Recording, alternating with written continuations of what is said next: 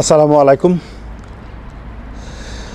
আজকে আবার নতুন ভিডিও নিয়ে আপনাদের সামনে হাজির হয়ে গেলাম। আজকের বিষয়টা হলো কারণ গতকালকে একটা নিউজ পাইছি। নিউজটা অনেক দিন ধরে ছিল, ঘুরতেছে, মানে অনলাইনে ঘুরতেছে, বিভিন্ন ইউটিউব, বিভিন্ন আমেরিকান যে চ্যানেলগুলি আছে চ্যানেলগুলি প্রচার করতেছে। তারপরে আমেরিকার ইউটিউব চ্যানেল যারা আছে, যারা আমেরিকা ভিত্তিক আর কি ইউটিউব চ্যানেল, সেসব দিতেছে। কারণ দেশি কোনো ইউটিউব চ্যানেল এটা ভাইবেন না, কারণ এইসব খবর কেউ দিব না ভাই। কারণ এই খবরের পিছনে তো কোনো ধান্দা নাই, এই জন্য কেউ দিব না। ধান্দা থাকলে দিত বাবা নেহান। কারণ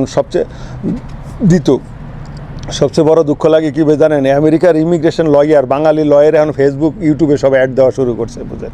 আমি ভাই জীবনে কোনো দিন শুনি নাই কোনো আমেরিকান লয়ার কিংবা কোনো লয়ার আমি পাই নাই যে তারা অ্যাড দেয় মানে ক্লায়েন্টের জন্য। ক্লায়েন্ট এমনি তাকে খুঁজে পেলে, তারা যদি ভালো থাকে, কেন যে সবাই মিলায়, এটা একটা বিশাল বড় একটা চক্র ভাই, মানুষের ধান্দাবাজি করার জন্য। যাই হোক, ধান্দাবাজি যার ধান্দাবাজি তার কাছে সে করুক, আমার কিছু আসে যায় না ভাই। আমি আজকে যেই বিষয়টা নিয়ে বলতে চাচ্ছি ভাই, যারা আমেরিকায়, আজকের এই বিষয়টা হবে যারা আমেরিকায় গ্রিন কার্ড নিয়ে আসেন তাদের জন্য এই ভিডিওটা। কারণ অনেকে হয়তো জানেন না, অনেকে হয়তো নিউজটা পাবেন না, কিন্তু দেখা গেল নিউজটা না পাওয়ার পরে দেখা গেলো যে আপনি জানেননি, আপনার অজান্তে একটা বিশাল বড় ক্ষতি হয়ে গেল। কারণ আজকে হলো ডিসেম্বরের 26 তারিখ 2025 সাল থেকে আজকে নতুন একটা ল চালু হয়েছে, ইস অ্যাক্টিভ আজকের থেকে। এতদিন বলছে, আজকে থেকে এটা অ্যাক্টিভ হয়ে গেল। অ্যাক্টিভ হয়েছে কি, যারা গ্রিন কার্ড, এটা যারা গ্রিন কার্ড নিয়ে আসেন তাদের জন্য।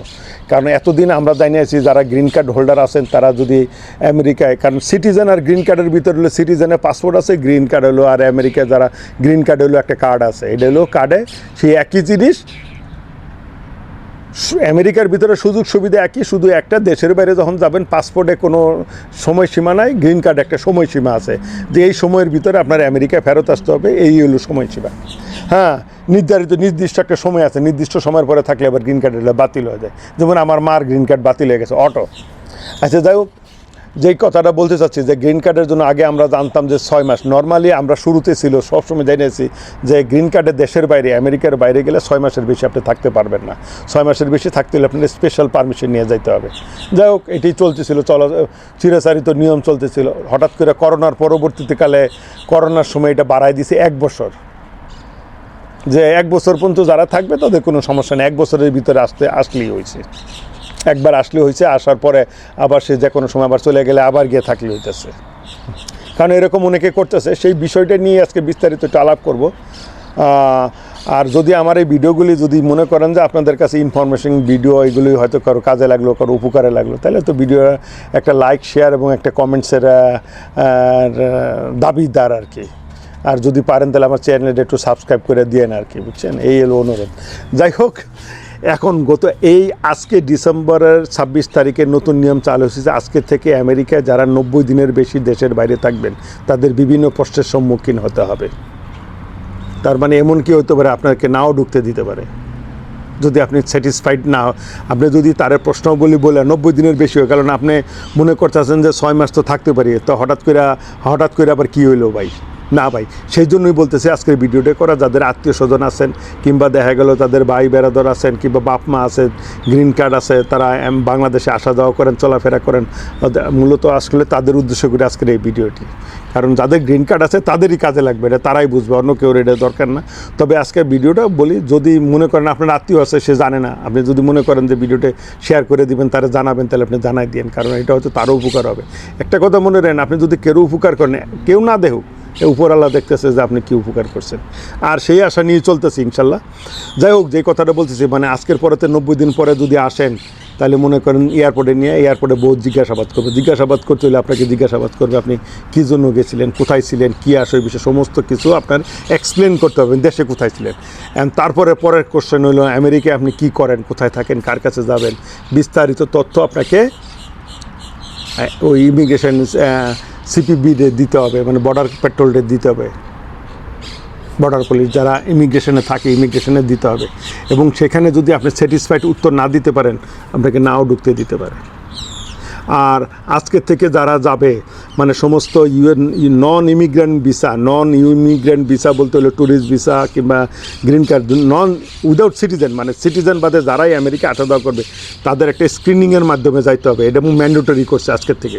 তার মানে যাওয়ার সময় আপনি যাবেন ফেসিয়াল রিকগনাইজ করে যাবেন, আপনার সাথে সাথে ডাটাটা আমেরিকান ইউএসসিআইএসে চলে যাবে। আবার যখন আপনি আসবেন তখন ডাটা অটোমেটিক ম্যাচ হয়ে যাবে, আপনার ফেসের সাথে ম্যাচ হয়ে যাবে। কারণ আগে কিন্তু ছিল আপনি গেলেন, আপনি যেমন আমরাই গেছি, মনে করেন আপনি ইসে যাবেন ইমিগ্রেশন ক্রস করবেন, ইমিগ্রেশন ক্রস করার সময় আপনার বোর্ডিং পাস তেমন ম্যান্ডেটরি না কিন্তু আমেরিকায়, সিকিউরিটি চেকে কিন্তু বোর্ডিং পাস ম্যান্ডেটরি না, বোর্ডিং পাসটা দেখে ঢুকার সময় আপনি ঢুকলেন কিনা। কিন্তু যখন আপনি ওই কাউন্টারে যাবেন যে মানে সিকিউরিটি চেকের আগে যখন যাবেন তখন যে অফিসারটা বসে থাকে, হোমল্যান্ড সিকিউরিটির লোক যে বসে থাকে, ওরা খালি আইডিটা দিলেই হয়। সেটা আপনি ড্রাইভিং লাইসেন্স দেন, পাসপোর্ট দেন, যাই দেন, আপনার আইডি দিলেই হয়ে যেতেছে ডেইলি।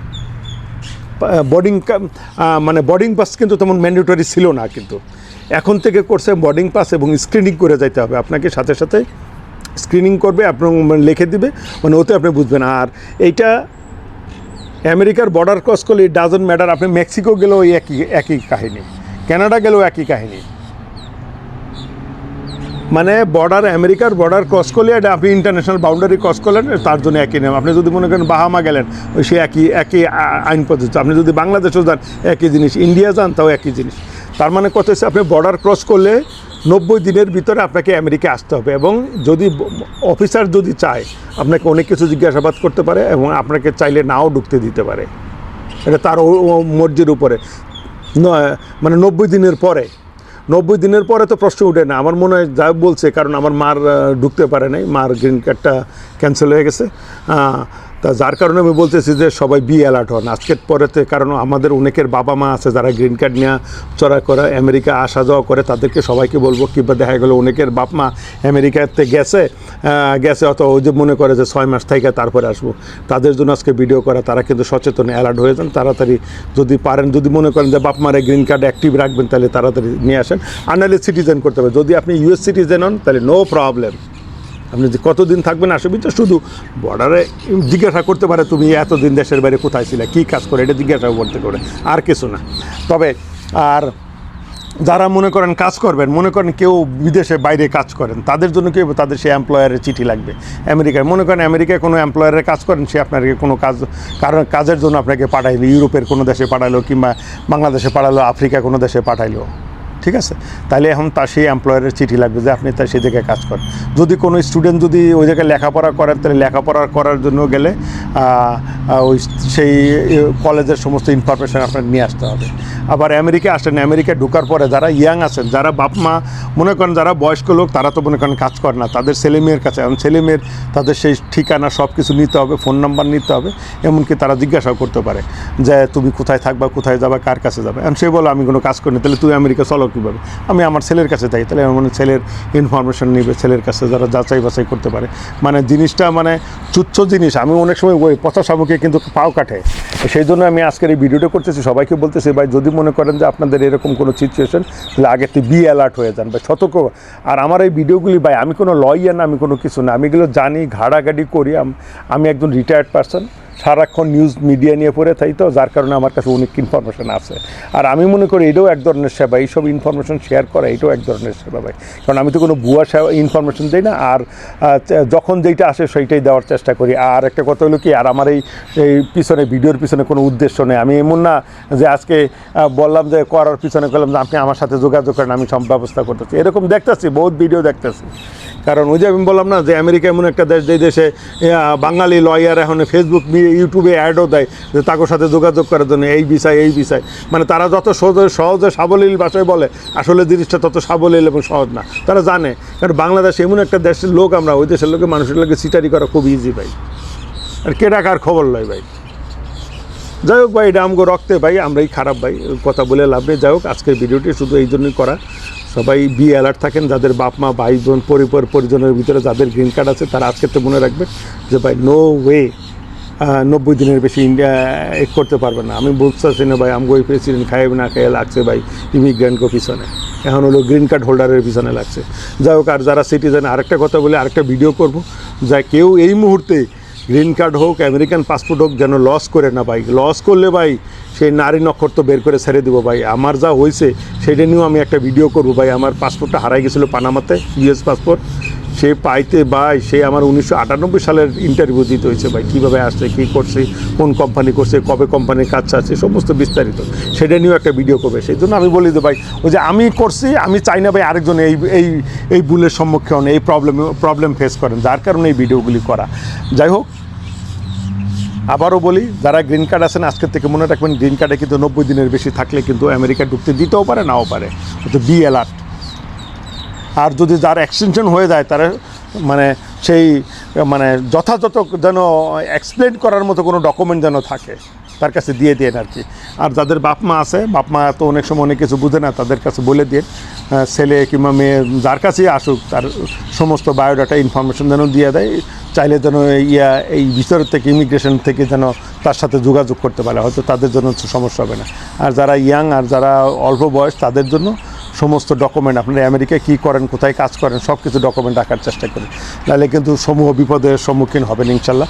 তো আজ এই পর্যন্ত, সবাই ভালো থাকবেন, সুস্থ থাকবেন, আমার জন্য দোয়া করবেন। আর আমার কথার ফাঁকে যদি কোনো ভুল ত্রুটি হয়ে থাকে সবাই ক্ষমা সুন্দর দৃষ্টিতে দেখবেন ভাই, কারণ মানুষ ভুলের ঊর্ধ্বে না, আমিও ভুলের ঊর্ধ্বে না, আমারও ভুল হতে পারে। তবে আমি চেষ্টা করি আমার জায়গা থেকে সবাইকে উপকার করার জন্য। বাকি আল্লাহ ভরসা ভাই, উপরে আল্লাহ তো দেখতেছে কী করি না করি। যাই হোক, আর আমার এই ভিডিওর পিছনে কোনো উদ্দেশ্য নেই, আর আমি কোনো উদ্দেশ্য নিয়েও ভিডিও করি না, ঠিক আছে? তা আজ এই পর্যন্তই। ভালো থাকবেন, সুস্থ থাকবেন, আমার জন্য দোয়া করবেন। টিল দেন, আল্লাহ হাফেজ।